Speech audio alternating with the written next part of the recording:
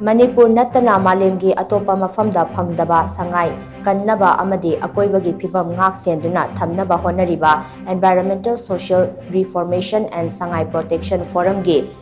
Kuntrani Suba Foundation Degi Thouram Ngarang Pangthokhre Forum asina sinduna Thanga AC-gi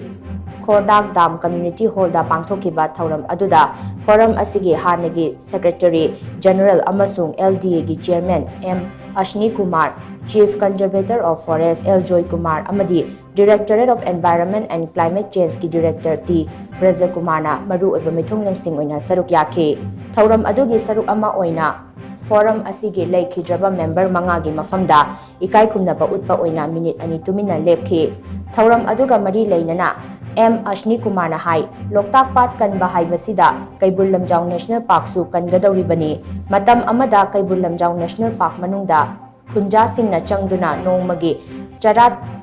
tanba adu Forest Department ki staff singna thingbadagi Kaibul Lamjau gi miyamga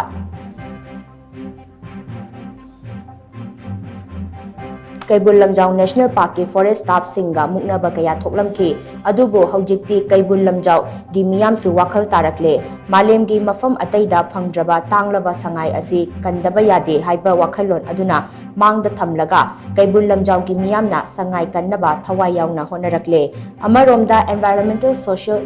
Reformation and Sangai Protection Forum gi office ama Sanaba Forest Department ki official singa athubada khanaragani hainasu mahakna makata na phungdokhe